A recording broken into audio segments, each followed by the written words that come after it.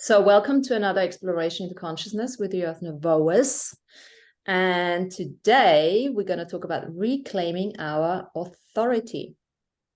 SUPERANUS. SUPERANUS is actually the name, Latin name for sovereignty. And I just looked it up. SUPERANUS, Latin name for sovereignty, supreme or paramount authority.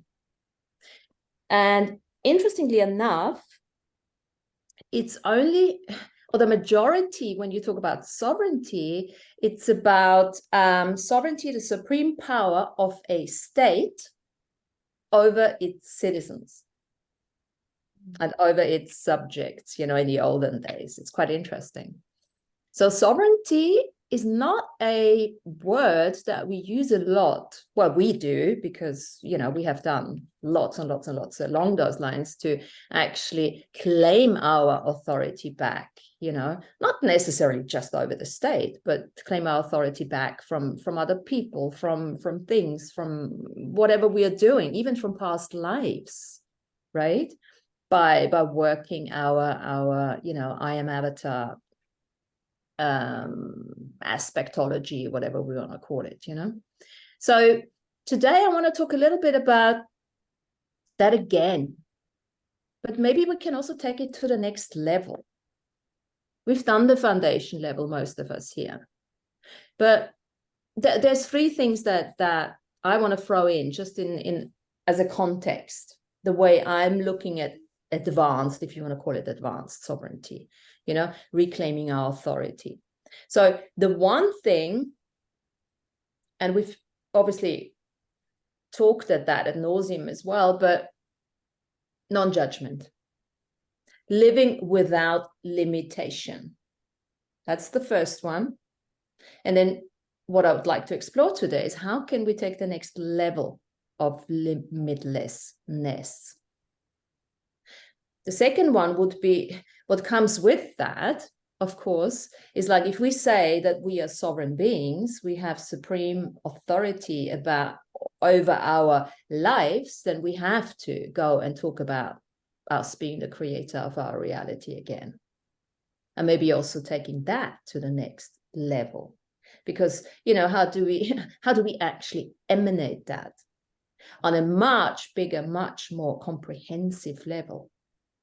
And then, of course, the third one would be the fearlessness, because if we step forward as sovereign, aspects, sovereign souls, sovereign beings, sovereign bodies, then we have to start looking into fear from a different level of perspective.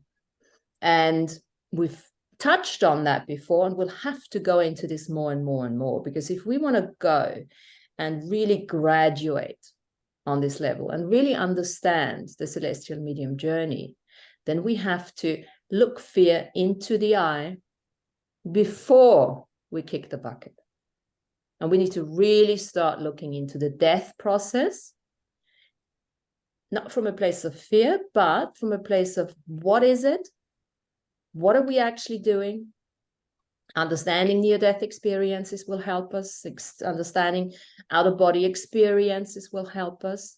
Going into the dreaming, advanced dreaming will really help us too, that sort of thing. This is how we're going to look into overcoming fear. That's what I would like to look, and I'm sure you guys too, because we've done this other thing, fear is fear of the future, blah, blah, blah. We've done all of that, the little bits and pieces. So how can we really nip the fear in the butt? And it is the death fear, right? And that's really the context. So, but we're going to start wherever you guys want to start. What does sovereignty mean to you? And then we'll take it from there. Well, I just have to say a second before sovereignty that I'm just getting all of this energy of new beginnings right now.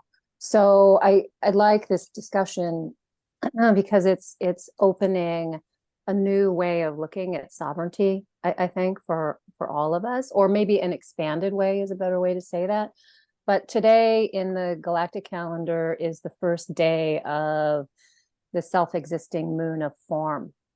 right? So when we're talking about sovereign creation and, you know, like this new structure, right? It's almost like we have to build new sovereignty and sovereign thinking into the structures that we're creating, right? And so today is a really great day to, you know, to consider that and you know, intentionalize that in this this self-existing moon of form, right? Define and measure and form to create. And just in a couple days, we're starting the 260-day cycle again. So again, it's another new beginning. Saturday starts the red magnetic dragon, the 1-1, right? So we're launching, it's almost like the eclipse portal launched us into this new way of thinking about who we are and what we're creating. Mm. Go ahead, Cynthia. No, go ahead. You're challenged on you've got something to do. You go ahead. Like you've got a time constraint. No, but you too, no? No, I'll finish my meeting. You go ahead. Pink glasses win. Yeah. Okay. Always. Cool. Okay, so I also read in the calendar this morning, because this is still the little bits that I'm more or less trying to follow as well during the day. It's that it's guided by endlessness. And this was also very, very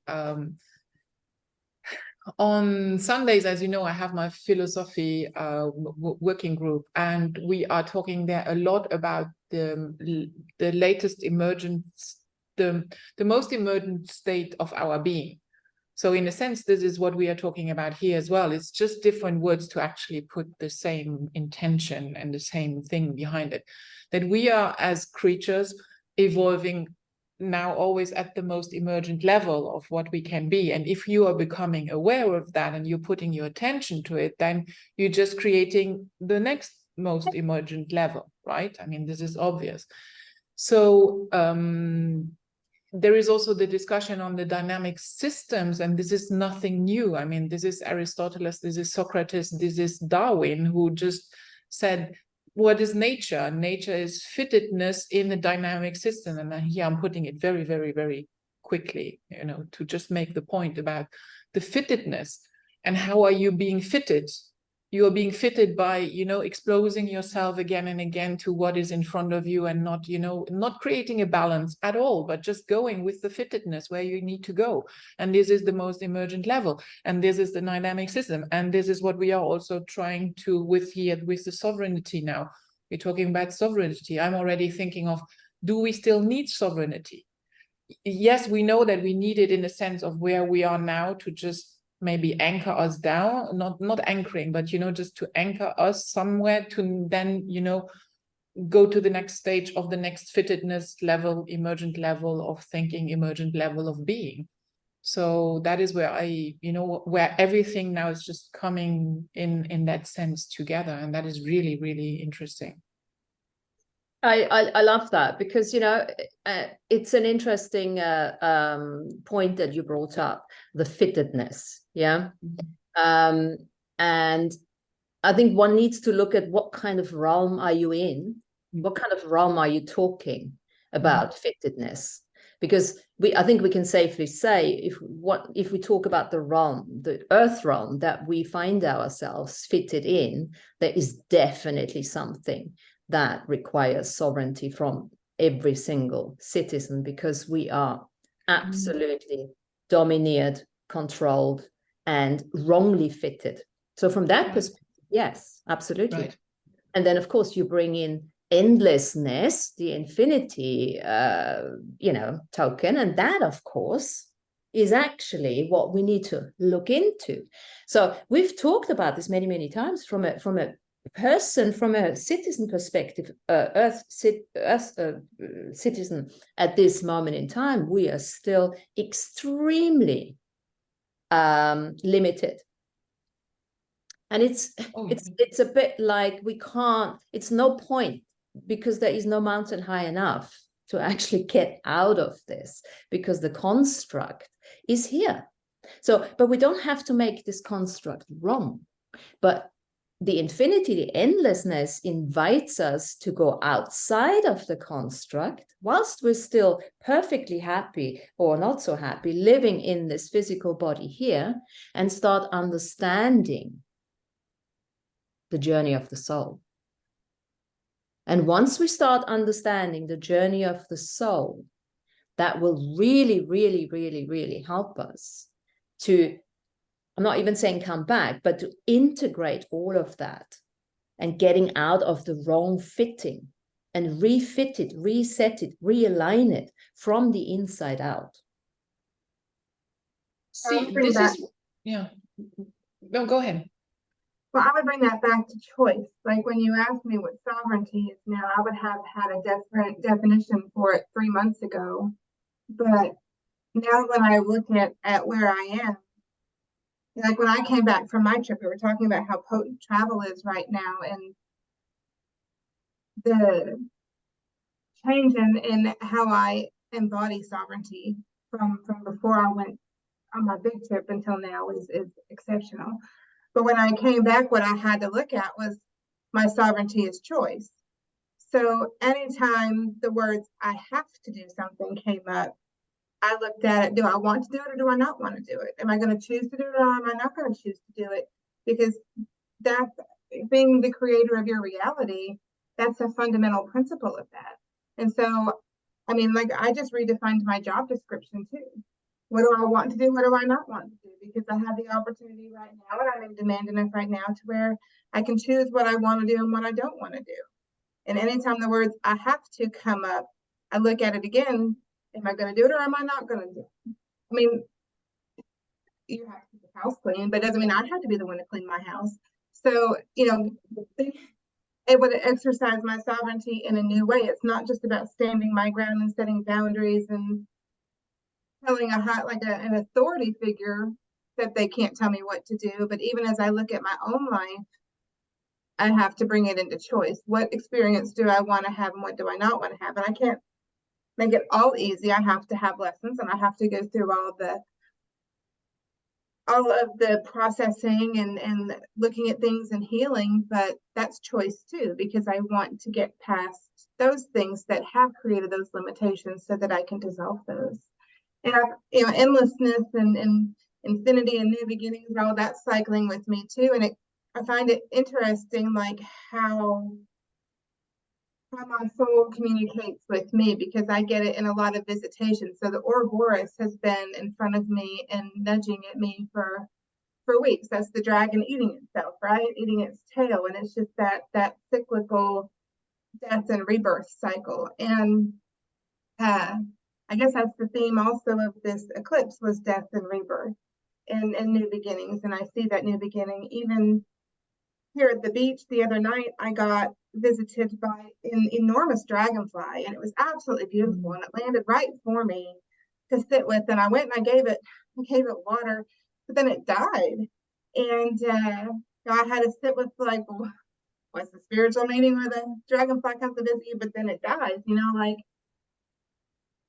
And it's actually really, really beautiful what that should symbolize. But it is that death and rebirth theme reappearing for us right now in big ways. And to me, let's bring it back to like choice. My sense of sovereignty right now is choosing what to have in my experience and what I need to release from my experience. Yeah, that's beautifully said. That's beautifully said. Choice is the instrument that will navigate us through, everything. And of course, there's something we need to add on to this, as far as I'm concerned. And that has always been my experience, even on the foundation level of sovereignty, where there are choices that we have that we didn't know, that we don't know that we have. And I think this is where we gotta sort of look beyond the choices that we've made until now, and actually see what other choices are out there that we haven't considered a possibility yet. And the only way for me, it's not the only way, but the best way of doing that is really going into the unseen. And like you said, Jen, is you're great in finding the clues the clues and just interpret all the clues, analyze them and put them into a pattern. And I've been very good at that too. And most of us have, you know, and that's fun, and that's keeps us grounded and connected and everything. And I think now is the time to also go beyond that and actually really, I mean, we've done a lot of work on the soul. You know, what is the soul? What are the agents of the soul? Yes, it's fractalized, and, you know, this and this. And how can we, from a sovereignty perspective, how can we bring all the different fractals back and to work together in unity as a sovereign soul, you know, outside of hierarchy, outside of competition and all of that. Now, there are ways of finding out much more about our soul travels on the other planes.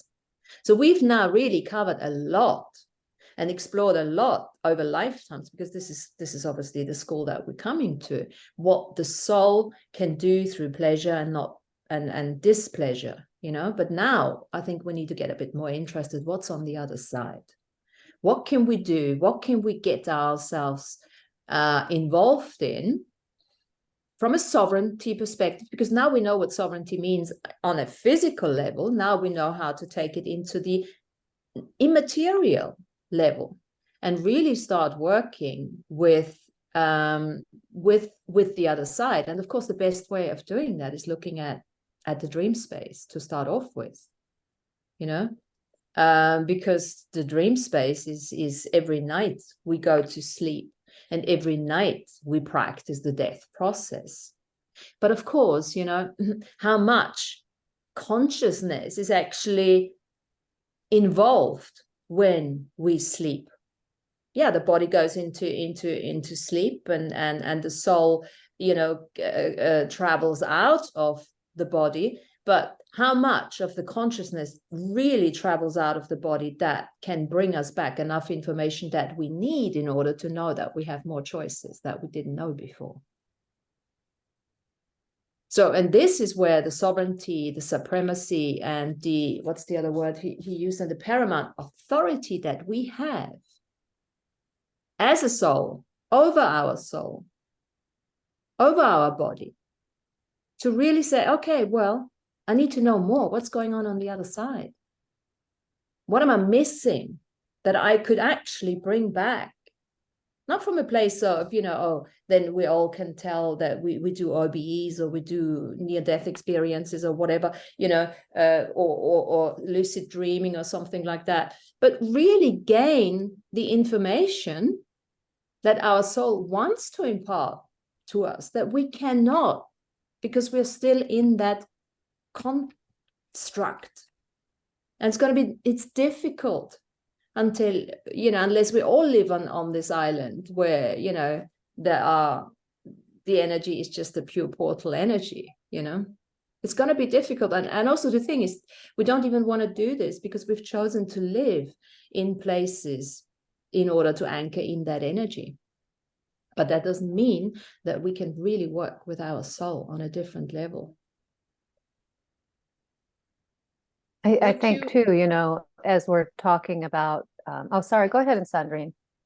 No, mine is a little bit of an erudition, but go ahead. Go ahead. Okay, I was just going to say that, you know, as we're starting to look more fully into the unseen, into those multidimensional realms, that there's a whole nother layer of sovereignty. Like we can declare our sovereignty, you know, here and now in this space-time continuum, but are we sovereign in the unseen realms, right? As we go through the dimensional realities, are all parts of ourselves working together, right, to be sovereign, or are we being controlled? You know, just the client work I've done and my own work, I've had to, you know, certainly detach energy harvesting systems and release contracts in the higher realms that are limiting my sovereignty here. This is where my thinking was also going. It's like, in a sense, like the first being that was here on Earth. Let's go back, you know, many eons of years. the first being, came it already with a package, you know, or did it have this sovereignty already of, you know, just evolving in its fittedness? Or did it come with a soul story or shards already, you know, because it was put into it?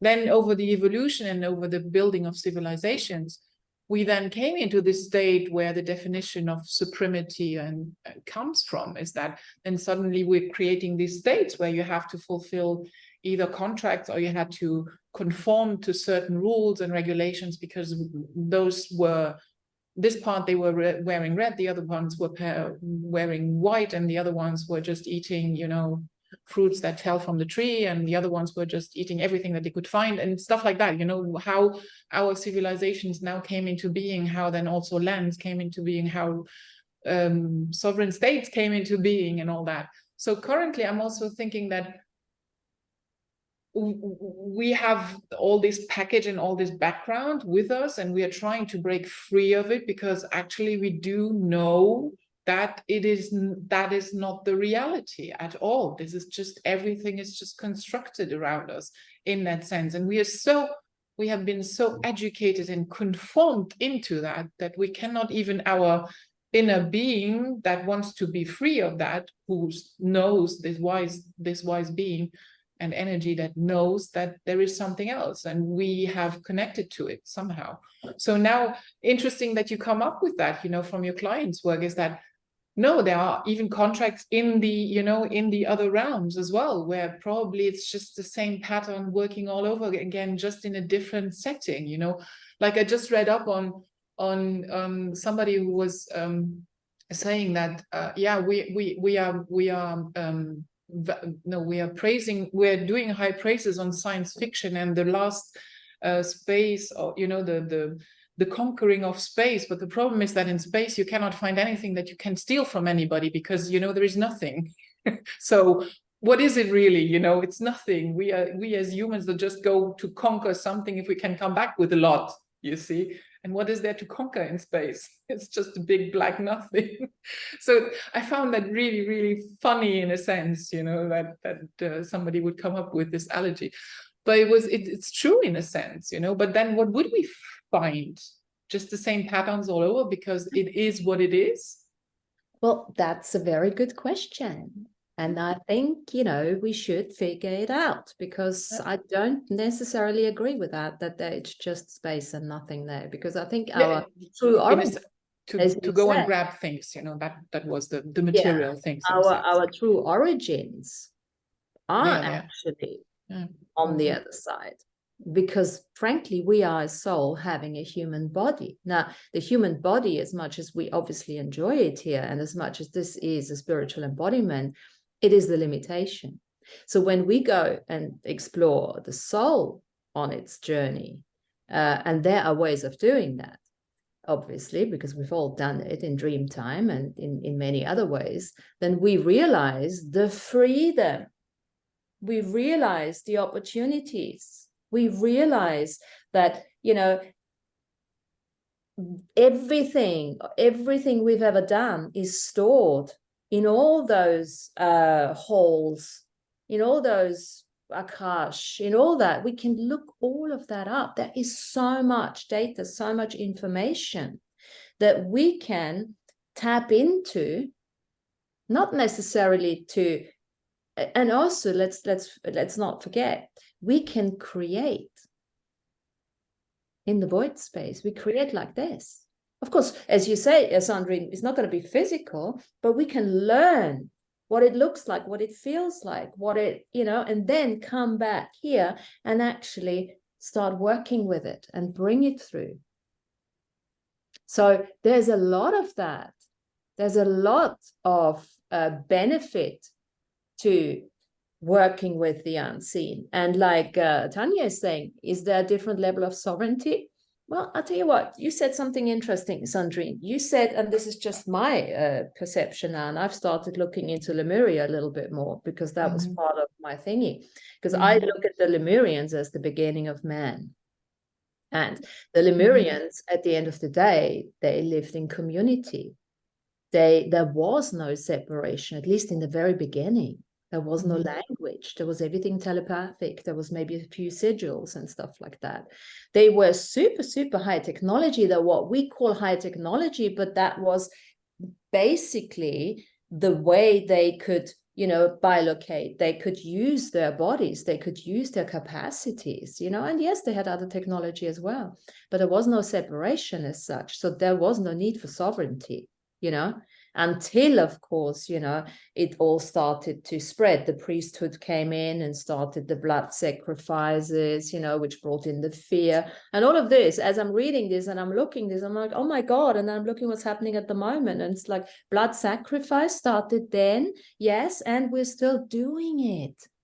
No, nothing has changed. Doing it, nothing has changed. Now, this is the new level of sovereignty as far as I'm concerned. We gotta dig into those little or big places that we haven't considered yet. As far as I'm concerned, I was, you know, if I look at my lives, of course I've done blood sacrifice. I've been a priestess, I've been a priest, I've done it, I've had it done to me and everything, but I haven't really taken my energy back from that. So that's what I've been doing, you know, looking at what's happening in this world at the moment and connecting it to all these blood sacrifices, you know, from the later Lemurian times, beginning into the Atlanteans, which we all have been part of, and taking our energy back, right? That kind of thing.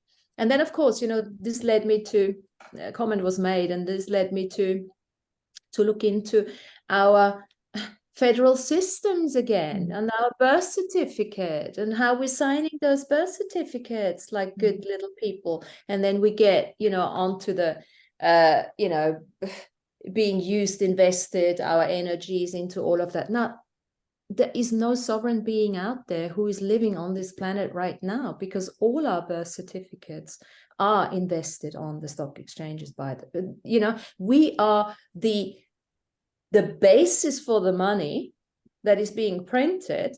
And at the same time, we are paying taxes for our investments, you know, and that leads us back. As we know, Tesla said, we shouldn't, and we know AB said, this planet Earth is the only planet where we have to pay for electricity, we have to pay for our safety, for our security, for our housing, for our food. And it's, and this is just a reminder, and this is where my declaration came from, because I'm like, oh God, let's refresh that, because these are quite big concepts, you know, and sometimes we forget about that. And maybe it's time to just pull our energies from that. Doesn't mean that we have to stop paying electricity right away, but it's just the awareness. And that's what gives us more choices, Jen, as well. At the end of the day, there are people out there already, they're no longer paying electricity. They're going through the process. They, you know, yes, I shut up. Go, Sandrine. No, I'm not paying electricity because we are generating our own electricity, you see, so. Good for you. No, but well, we made the investment. We made the investment into solar cells, but you know, we are 100% auto-consuming, and we have a battery park and all that. Yes, we made this investment in an economical way. We bought this investment, and now we don't have to pay electricity, so it's done. You know. And I think more and more, you know, more and more people are starting to do that with new construction here in California as well. Yeah, but you will see the state will soon come up and say that you're not allowed to have 100% coverage of consummation. It will come because they are losing out on taxes. You see, they are losing out on whatever to keep this insane motor running somehow. You see, it's closing in. There's so many new laws here. You know, a taxi driver got me back from the airport. He said it was the last year where he could get himself a hybrid car. He bought a hybrid car. From next year onwards, you're not allowed to be a taxi driver if you don't have an electric car.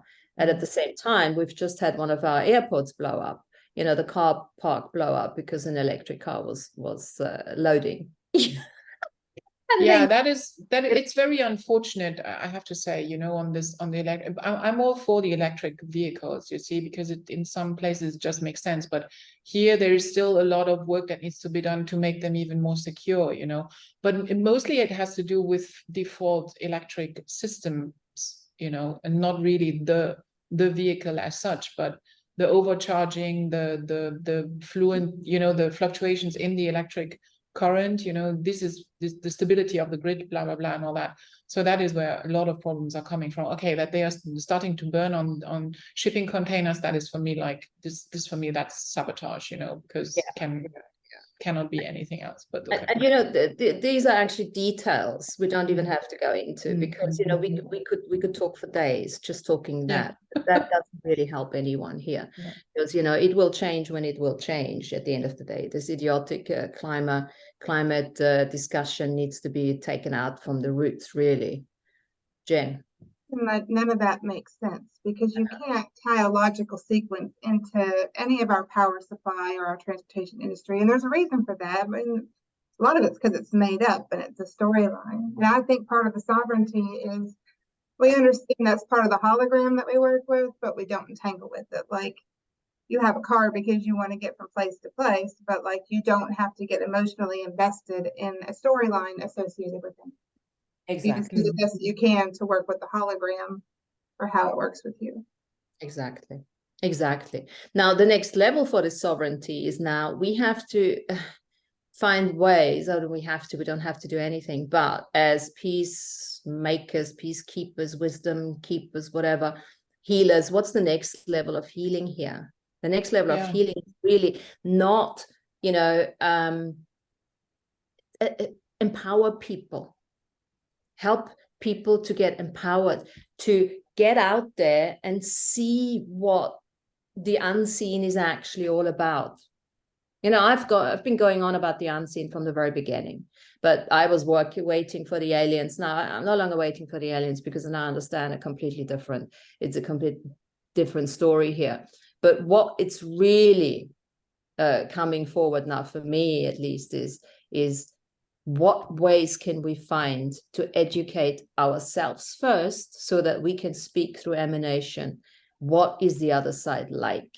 And what kind of sovereignty is required when we go there? If I can take one step back and then answer that, I think part of it too is being like, when you see that the hologram, those pieces we were talking about that don't make any sense, that create friction for us, how do we use that to our advantage? So how do we capitalize off the hologram? And your Paul is a master at that. Like I look at his energy on that, and I think that's one of the things that I came back with, like, I'm gonna do that. And I did it a little bit, but like I've brought it to a new level for myself, because to me the hologram should pay me. So how am I making that reversal of energy? So instead of it eating off of me, it's feeding me. Yeah. So that is one level of mastery. And once people see it, and some people make a fortune off of doing nothing on the internet. Like, that's one of the way of making the hologram work for you. So that's part of it in the seen. In the unseen, it is like I keep the communication open, and I don't look at everything that comes to me as a synchronicity or a sign from the universe, and I don't look up every angel number that I see and stuff like that. But like, I start to look for the things that wave in my face, and I acknowledge them. And the more that I do that and I keep that communication open, I don't look for necessarily a translation of it. I ask myself for what that translation is.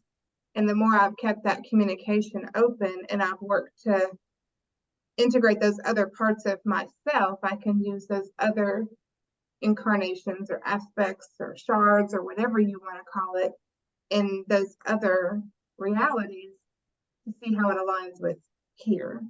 Mm-hmm. So that embodiment of not just what I see in this reality, but that embodiment of what I can pull from all of my realities is one of the ways that I keep the unseen available to me anytime. Mm-hmm. That gives me chills. I love that. Very, very interesting point of, you know, switching it around. And I In a sense, I think I have been working in that direction as well. And I bought a plot of land here next to the house of my friends, and everybody was like, what are you going to do? What are you going to do? I'm like, what am I going to do? I have no idea what I'm going to do. So yeah, I'm just going to build a house there, and it's going to be a rectangle, with a door and 2 windows and a balcony, and just seriously, people are already like, whoa. I just had the 5th meeting with the architect on, how to build that. I'm like, just make it simple, there is nothing there that needs to be, extravagance or whatever.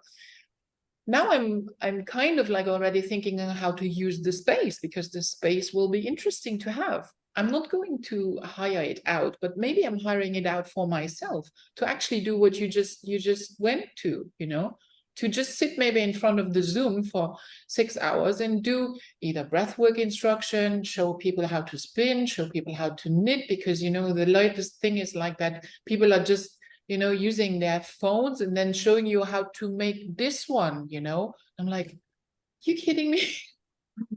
And then you ask $5 for like, support a cup of coffee, I'm like, am I stupid? Yes, you are. Sorry. No, no, because you just because we're coming. What are you talking about? I know. Make the box bigger. We're coming. We're all coming. I know. I already told them. I said, I think I'm going to use the plot downstairs, and upstairs we just, we leave the big space open and we do whatever we want to do. No, come, Amazing. seriously, I think it's going to be like that in the end, Amazing. Now we need a dark room. Can you do that? Well, that's going to be a little bit difficult. Dark tent. Because we got to do something, we got to get rid of our fears, we got to get deprivation going on, we got to prepare for death, we got to do the transition, the resurrection. We can just sure. You build a pyramid. Can you build a pyramid? Or a sweat lodge. Oh, maybe a sweat lodge. Well, that's very easy. You just have to get outside in it's 31 degrees outside, we're burning. Yeah, it'd be nice and cool inside. Yeah, no, but yes, that's what we're talking about. I know, you see? So here you have a solution already. Living as a soul, flipping it. We got to learn to live as a soul. What is it? And like Jen says, make use of the system, but do not absolutely on it. Do not make yourself, do not invest. How can you live off the system and not invest your energy into it? Yes, it's possible. It's very possible. Staying in non-judgment of it. This is the end of non-duality, which is the next level of reclaiming our authority. We cannot stay in duality. We can know there is duality, yes, and there will always be for some people and everything, but how can we create from a place of non-duality? As the soul knows. There's so much the soul knows that we can learn from the soul, but we need to get proper access to it. And one of the things, sorry, Tanya. No, go. And one of the things, what I'm trying to do here is, this sovereignty discussion is a big discussion. I'm trying to find topics, contexts, concepts that we can start working with in the next couple of weeks and months. And one of them has to be an advanced streaming. How can we put together an advanced streaming manual? What does it even mean? Yes, some people don't even dream yet. Okay, there'll be a foundation level, then there will be an elevation level, and then there could be a graduation level. That means you do out-of-body experience whilst you're sleeping in the most safe and happy way. But of course, we need to learn all of that ourselves first so that we can truthfully, authentically emanate all of that. And frankly, we're probably already doing it, but do we actually know how to do it? That's steps. So I've just come across, I'm super excited because I've just come across this very interesting man. It's called Darius J. Wright. I don't know if you heard of him, .com. Darius J. Wright, Wright, W-R-I. And he He teaches out-of-body experiences. Yeah, he makes a nice distinction. You know, and lots of the things he says we all know already because we've learned them. And some of the things, you know, you may or may not agree with it, and that's okay too. But what I love about him, he has his steps, and he's not interested in what other people say because he's purely experiential.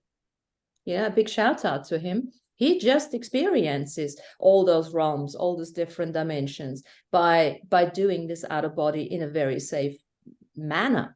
And that doesn't go against spiritual embodiment, and we have to no, because what it really does, it helps us to source information so that we can make new choices, as Jen was saying, and then bring it all back here every morning we wake up. Or you can do it from a dream space. You don't have to call it out-of-body experience because, you know, some people get freaked out with that. But at the end of the day, you have an out-of-body experience every night when you go to sleep. So take out the fear of that. And then, you know, let's look into this. What is a real one? How much consciousness is being invested in dream time? How much consciousness is really being invested in what do we enter when we go into dream versus an OBE, right?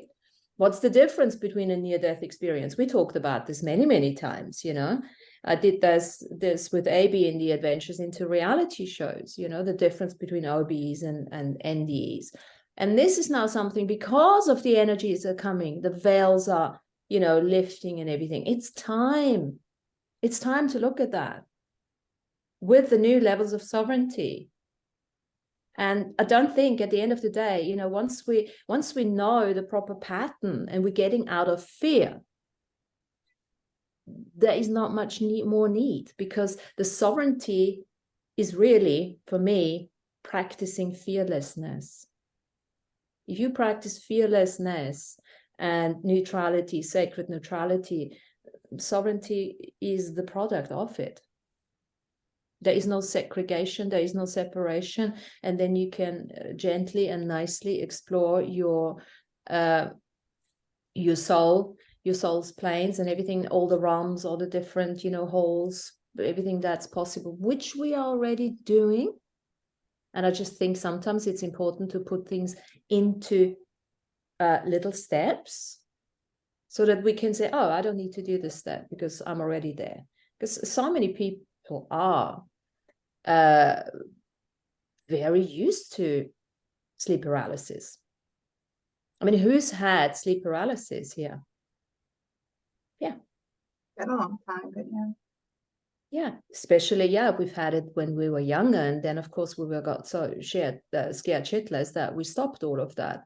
But sleep paralysis is pretty much, you know, putting the body into a delta state, but still staying conscious, doing it. That's when you can pop out. Soul pops out.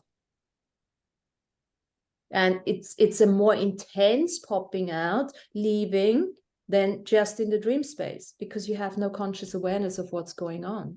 So all of these things we need to start teaching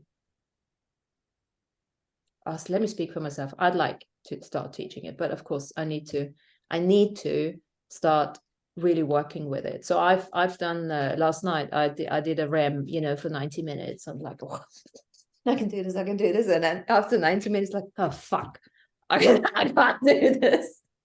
But then I'm thinking, you know what? I think I'm already doing it. I think we're already doing it, but that doesn't mean that we can't still practice those steps. Because we might be doing it our own very special way. But it's always good to see how others are doing it. And then you can add yeah. This is on Saturday. I just came across, you know, yesterday while scrolling, and there's Martin Aylward. He's doing meditation. It's Buddhist oriented meditations, but it's like, you know, but for the here and for the now. It's not like, you know, you have to. It's more like the modern types of meditations in a sense. And he proposes the 3-hour workshop on Saturday, and I was like, why not? Something in me said join, so I joined, and I will do that on Saturday, just to maybe, find another of these little things that is putting me in the right direction or pushing me in the right direction, to actually look at it from just like with Jen now, from this discussion here.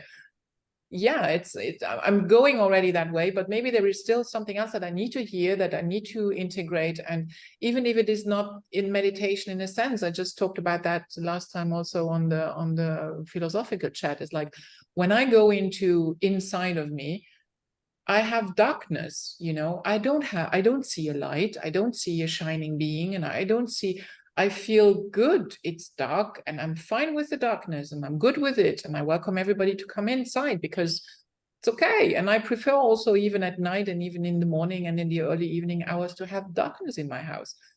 Whatever, maybe I'm the night owl, could be, whatever. So it's just like, I feel comfortable in the darkness. Maybe that's my meditation. But then everybody else is like going like, whoa, you have to see the light, and there is the light. And I'm like, no. The darkness too. So I dream when I'm awake too. And it occurred to me about a month ago that, like, I became aware a few years ago that I can pull other people into the dream with me by telling them a story. But when I became aware of that, I quit doing it because I was afraid that I was like stepping on somebody else's journey and affecting like their free will. So I just quit doing it. But I revisited that like, I don't know, a week or two ago. And I thought, well, why not? As long as I say up front, this is what I'm doing, a part of it, right? So I started to record some meditations, basically lulling people into the dream with me. And I'm going to play with that some more. So when I do some more, I'll share them. Like right now, they're like 12 to 15 minutes, and they really need to be longer to get people really like anchored into the Delta state. But something fun to play with. Sandra, I'll send you one of my short ones. If you want to play with it. Yeah, please do, because I mean that's perfect. We can use that or you can use that for getting people into the Delta state without falling asleep, because thinking is allowed. It's not about that. It's really just keeping your body very, very still until you get into sleep paralysis, and this is just one way of getting into that state where you can, work within the realm of your soul. There is other ways. Lots of people, as we are saying, lots of people, they dream, and then from there they become aware, in a lucid way of their dreaming. And that necessarily is not an OBE. So once you become aware of your dream, you can still say, okay, now let me pop out and do this and go into the realm of the soul, because most of the dreams we still, as Darius says as well, we still stay within our thought fields, within our, and that's why most of the time we dream about our stuff that happened throughout the day or something, until we actually take it further and really focus more of our consciousness outwards, into the soul's realm. And of course, sleep paralysis in itself brings up all sorts of fears, because as soon as you can't move anymore, you may or may not remember that from dreams that you had, and you feel like, it just reminded me, listening to him, I had a dream when I was little, and I still remember I couldn't move at all. And I had black little devils sitting on me, so I couldn't breathe. There was black little devils on orange pumpkins, but it was black little devils on orange pumpkins sitting on me. Now, of course, I know where that fear comes from, because in Austria we have this Krampus, the bad guy who looks like a black little devil, and it's the time of the oranges and and everything, and that was it. And that was still in my because those are the fears that we need to overcome when and if we want to move beyond that threshold into this other place where everything is available. Having said that, this is practice time, There are people like an AB, for instance. I mean, he doesn't need to go into sleep paralysis in order to start tapping into all these different realms, dimensions, and void spaces. And I think, you know, we often do it too, but we're just not acknowledging it. And whatever you're getting out of it, this is one thing I want to say here. This is not about leaving our bodies. Absolutely not. We're not saying that for 1 second. We have to take our bodies with us. And this is the other interesting thing. When you do go out in an OBE, you actually take your body with you. You literally do exactly what you do when you're in the body. It's just much more defined. It's just much more real, even. That's what he says. And it's much more colorful and all sorts of things. Now, this is not something that one person can say for everyone, but one person can say, and he makes that very clear. He says, look, I don't need any followers. I'm just saying these are the things that I've done that's worked for me. And if everyone wants to look into this, then they can go out and have their own journeys, bring their own experiences back and integrating them. Sandrine. Oh, okay, sorry, I didn't want to interrupt you, but I need to leave you here. Yeah. All right. You. Thanks for your contribution, and get that cubicle going. Yeah.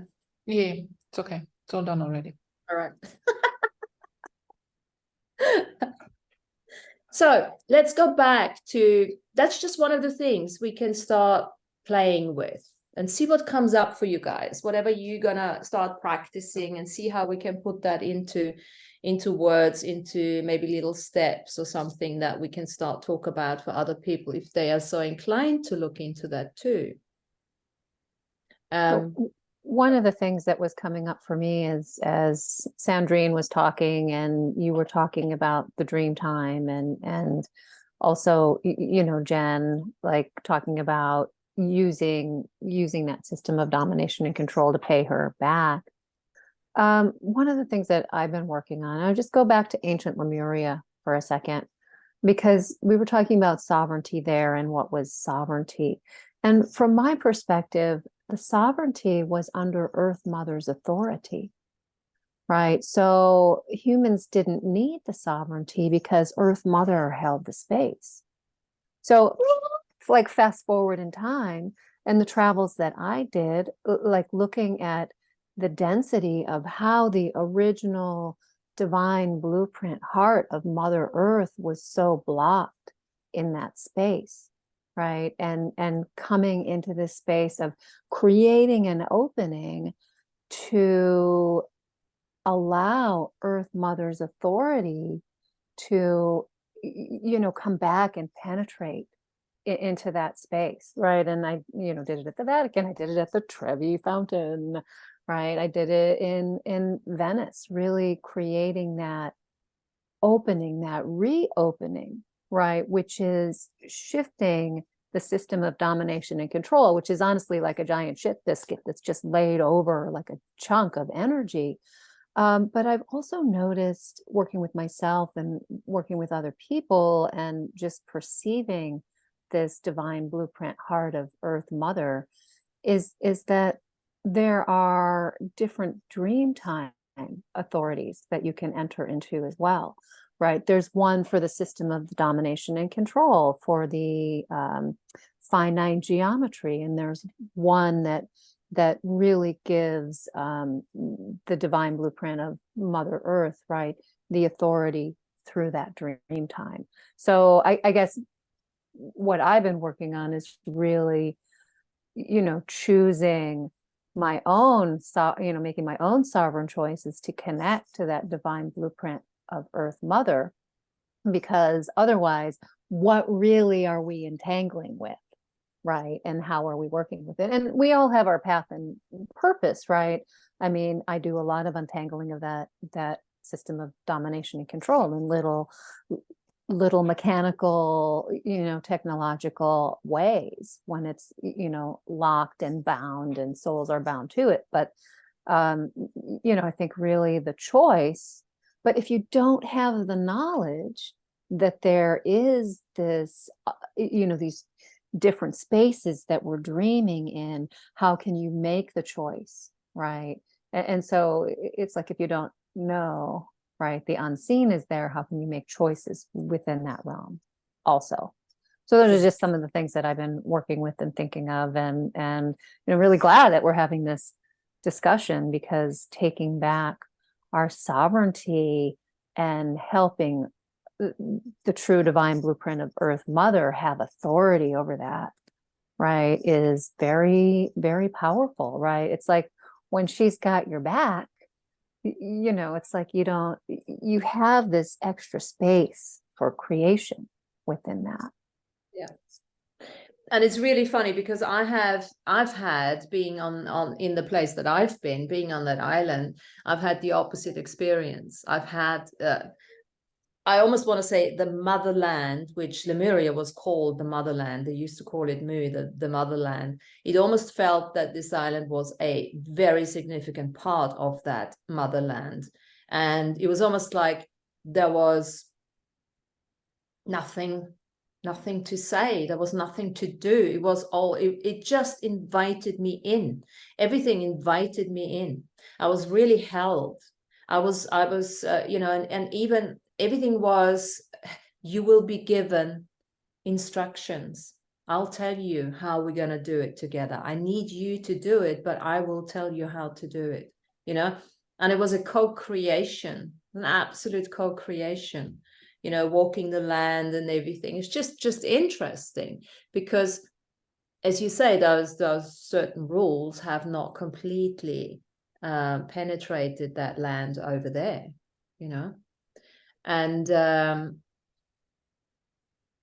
was going to say, Jen, you want to say something? I was trying to get a break. My dogs are playing tug of war, which I think is funny because they're claiming their own sovereignty, but they were being loud, so I was keeping myself on mute. You were saying before that in Lemuria there was no need for sovereignty, and I was saying that when we're all one, right? When we're all in oneness and we're connected in that regard, we don't need the individual sovereignty. I think that without the domination and control, the sovereignty was there, but it was collective. It wasn't necessary on an individual basis, it was collective. So maybe as we go back into oneness, as we all find our way back into oneness, that will merge into a collective sovereignty that is less penetrable than we are now under domination and control. Well, there was a group soul consciousness, because the soul of the various people, soul of the various people wasn't individuated the way it is now. Yeah, but there's nothing wrong with the way it is now, because that was the journey. We did do this journey, so everything is the way it was supposed to be. It's just like now the question is, how can we as individuated souls get back together into group soul consciousness with maintaining our individuality? So that's why it's often this misconception about the ego. There's nothing wrong with the ego. The ego is a part of who we are. It's our individuated part. And we're going to take that ego with us even, once we move on, because we're still maintaining an individuated energy field, or even body for that matter, just in a different density. We see this is the other question. We're talking about sovereignty today. I mean, sovereignty, the way it was perceived with regards to a company, would not allow two independent sovereign people going into unity, right? But we can do that. We can all be separate, individuated, sovereign individuals, because we can acknowledge the common origin, and we're all source beings. So that's where we're all the same. And this is where eventually we're all going to go back into source, into the monad, into the void space, but we will enrich the consciousness of it because of our journeys and experiences. Our individual journeys and experiences. When we're all one, we're having one experience. When we're all separate with the challenge of the system of domination and control and all the lessons and things like that, then it's a richer experience for the source, for the whole, right? Yeah. There is one cosmic mind, and all our minds are important, you know, because eventually, and I think I'm going on about this on and on, because we need to get out of that emotional blah blah turmoil chaos that throws us into the astral world. And again, we've talked about this, I think, the other day. The astral world is man-made. The astral world is not necessarily what we need to. We don't need the astral world. We've created it through all those paradoxes and through all those segregation, separations. We can go straight to the source. And of course, when we go into the dream world, most of us go into the astral world because there's so much negativity, positivity, that duality that we need to work through. But think about it. Once this duality thinking goes, we can go straight to the source and perceive the oneness. We don't have to go and become astral warriors. That's a misconception. And look, we've talked about this before, because, you know, as the chakras, you know, shifting, we're shifting the root into the crown, we're shifting the sacral into the throat, we're shifting the solar plexus into the heart. This is where Tanya's heart comes in. So we don't need the solar plexus anymore. And this is why I'm saying that, I don't know, I haven't heard it from anyone else, but, you know, we also no longer using our dreaming body to pop out the solar plexus, but it can now start popping out through the head. And there is a lot of, written stuff about that. When we cross over, the consciousness leaves through the crown. That again, we can practice. That is practice. That's intention before you go to bed. Instead of bringing it all back down again, things are changing very quickly now. That was all perfect, good, and it still is for the majority of the people, but we can start practicing now, bringing the chakras up and letting the consciousness leave through the crown. And we don't have to be worried about, you know, it won't come back. Yes, it will. Yes, it will. And the body's not going to die in sleep paralysis, because the body is surrounded by, you know, the auric prana, by the life force. It's connected to the etheric body. So the astral body can happily come back again. As it does, it's still connected. And, So, you know, they even talk about those rituals in ancient Egypt, right? Become a priest or priestess of pretty much any tradition. yes. You would go into the coffin and be covered, and you dream for 3 days, right? And you know, astral travel. You'd have your out of body experiences, and, you know, do the healing work that you were doing, and then come back. And if you were still alive, then you were a priest. You had that experience. And it's interesting, Joan Grant in her book, The Winged Pharaoh, really it talks about that memory of having that experience. That's the same type of ritual that Freddie Silva talked about in that resurrection lecture that Amy and I came back and talked about. He's got a book on that too. Mm-hmm. I would say that hypnosis, particularly like a really deep state of hypnosis, is sleep paralysis. Exactly. I mean, it's taking the charge out of it. Hypnosis isn't scary for people, but sleep paralysis can be. So that kind of just calling it by a different name takes some of the fear out of it. Well, having said that, they say it takes up to 90 minutes, the REM cycles and blah, blah, blah, to go into a delta state, which you can obviously speed up a little bit and all of that.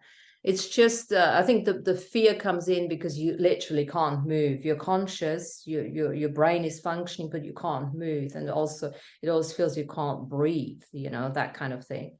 So So this is practice, you know, it's got to be practice, but, you know, we don't have to lie in a sarcophagus in order to do that. And I think this is what's really coming to the forefront now. And of course, we need to say these priestesses who did that in the pyramids, I mean, they were initiated. They had years and years and years and years of practice, of self-mastery, of self-healing, of sovereignty work, which we have had too, right? If you look at your soul agenda, you know, and even at the work that you've done this year, you know, otherwise we wouldn't be drawn to it. And that's becoming, you know, that's really getting rid of the fear. You can't do any of that work. Don't even think about it if you're still not in the unlimited point of view, because there's no point to do that, because the fear will hit you. You know, but if you can start looking at, it's interesting because I did 90 minutes with this binary, you know, binaural or whatever it's called, the delta thingy. And then afterwards, you know, I thought, okay, well, that's obviously not working. Having said that, I had a funny dream afterwards. I had a dream that I had locked myself or knotted myself onto a chair with a scarf. Yeah. And a guy was sitting on that chair, and I said, don't worry about it. It's all right. I'm just gonna, you know, chain myself onto that chair with the scarf. Yeah. And then I saw myself leaving, like slipping out of the body. Yeah. And do whatever I've been doing. I can't remember what I did. And then before I'm thinking, oh my God, I got to get back. Otherwise, you know, it's too late. It's like, you know, Cinderella. I had to go back to my body, you know, in order not, but you know, this is a fear. Yeah. And of course, where does it come from? I don't think it comes from Cinderella, but, you know, I have lots of dreams where I'm always late. And that is probably part of me getting out of my body all the time, thinking, oh, I'm going to be late getting back in. Of course, there's no such thing, you know, because the magnetic pull will pull you back in anyway. But I thought that was quite funny, you know, that my subconscious mind has all this amazing little, you know, symbolism created with a bloody scarf, with a tiny little scarf. I chained myself to this chair. And the guy said, what the hell are you doing? I said, oh, don't worry, just, it's all right. Slip out. It's hilarious. But anyway, yeah, so there's lots and lots of work we have to do, or we can do if we so choose. And what else? We're talking about sovereignty. We can, if you guys want, we can read that declaration together. Do you want Yeah, I think let's read it. You want to do this? Yeah. What time is it? 18:18. Yeah. Well, let's see. Let's read it together and then see what comes up. How many people are we? 6 people here. I was actually thinking we could do it hypnotically and read it together. So, or not. Let's see. Let me first see if I can share it. How do I share it? I can copy it and paste it in the chat here. I have it here.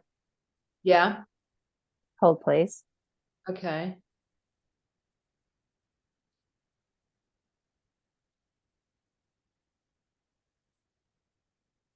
Oh, it's too long. It's too long. Now, hold on a second. It shouldn't be that difficult. How do I share? Just somebody help me out here. There should be a green button at the bottom of your screen that says share screen. And then what do I do? It says if you pull up the document first.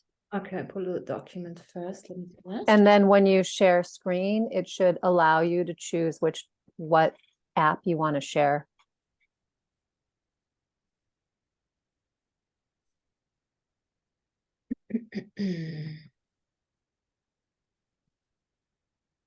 Microsoft Drive, is it there? No, files.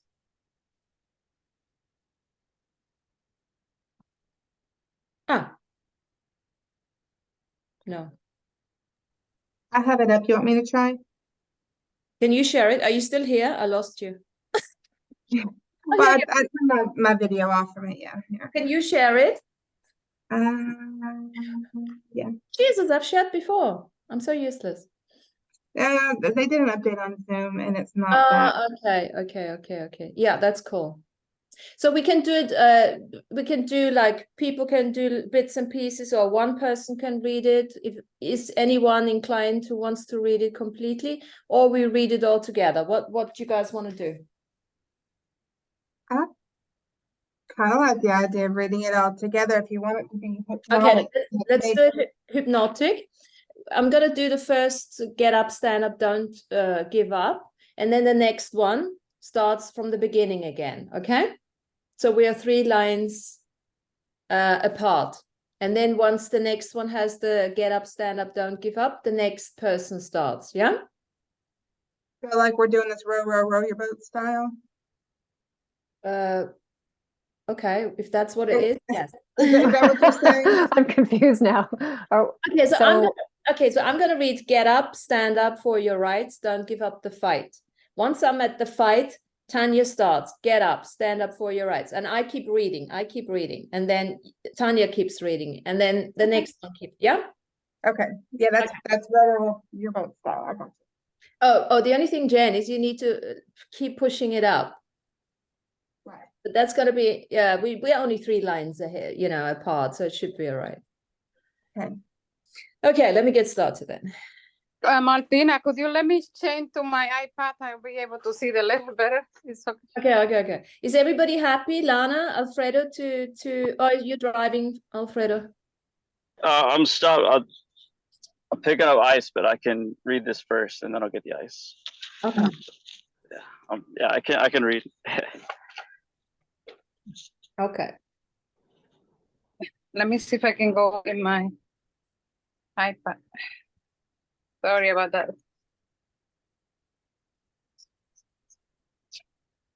no worries.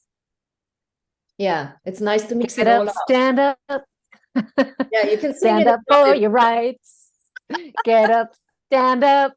I won't do that. Don't give up the fight. Definitely, I don't want to miss that one. That's what it actually is. It's obviously from his song, yeah. Are we ready?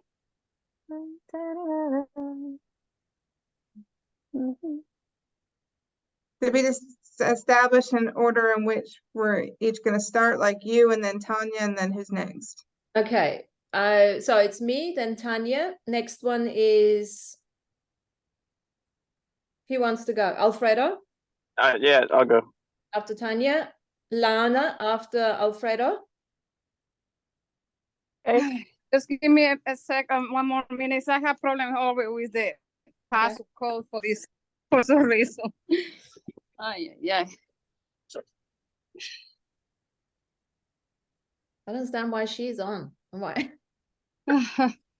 No, for some reason the password that I have from you, I always have to look at it because it doesn't lock me automatic.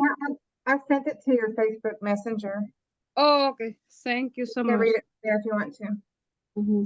Thank you. We have one techno, poodle. All right, so Alfredo's Oh. third, then Lana, then Herminia, then me. You go last. Admit Herminia, and Jen, you're gonna finish it off for us. Yep. I think I screwed up my screen.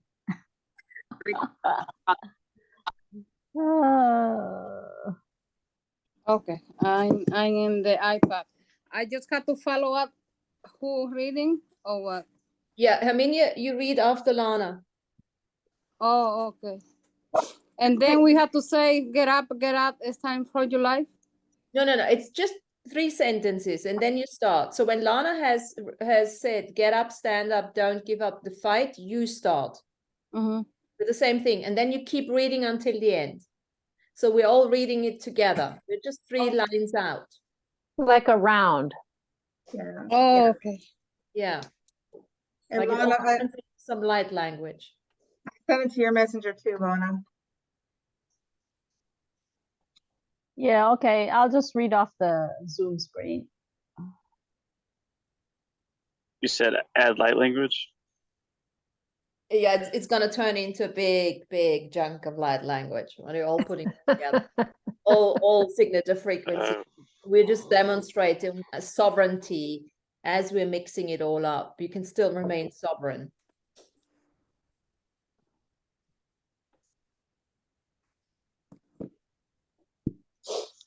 It's going to be interesting how we're going to do this and maintain and for Jen to bring it through. Jen, you must maybe make it bigger. Can we get a bit more on if you expand it? I think this is the that I can get it. Oh, good. Yeah. No, But I you can, yeah. You on it?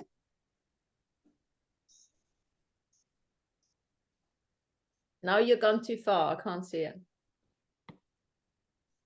But it doesn't really matter. I can actually I think it's a good sign. Yeah, I have to change it to. Oh, there, that's good. Yeah, yeah. yes, Put it yeah. into Yeah. a document. Mhm. Thank you. Oh, she's good. She's fast. Yeah. Amelia, can you read? You can read it off the screen, no? Yeah. I changed it to my iPad because I was in the phone before. Okay, we ready?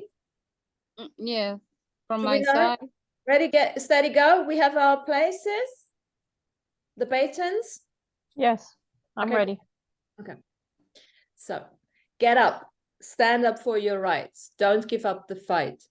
Precious Get children up, of this stand up for your rights. fight. Don't and give ready up the to fight. assemble in sacred ceremony. Precious children of the earth, to the step time up is our right peacekeeping and ready to assemble in humanity sacred facing ceremony. initiation. We are to We- step up our fires of peacekeeping transformation. mission as Come, humanity is dear ones, facing its together let us initiation walk through the fire. purgative fires of Embodiments of our transformation. ancestral selves. Come, Let us dear ones, purify, release, together let us walk through the and fire, rise to sovereignty. attending to the wounds of our ancestral Our selves.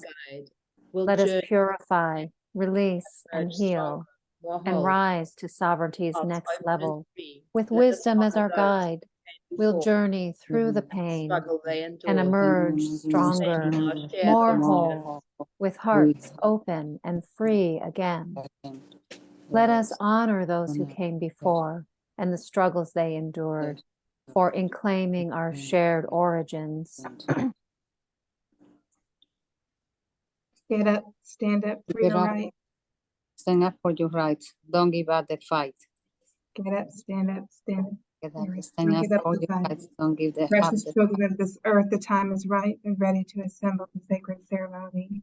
We are to step up our peacekeeping mission as humanity is facing its initiation through the purgative fires of transformation. Come, dear ones, together we walk through the fire. Attending to the wounds of our ancestral selves, let us purify, release, and heal, and rise to the sovereignty's next level. With wisdom as our guide, we'll journey through the pain and emerge stronger, more whole, More whole, hearts with open hearts and free again. and free again. Let us honor Let us those honor those who came before and the struggles and they the struggles they endured.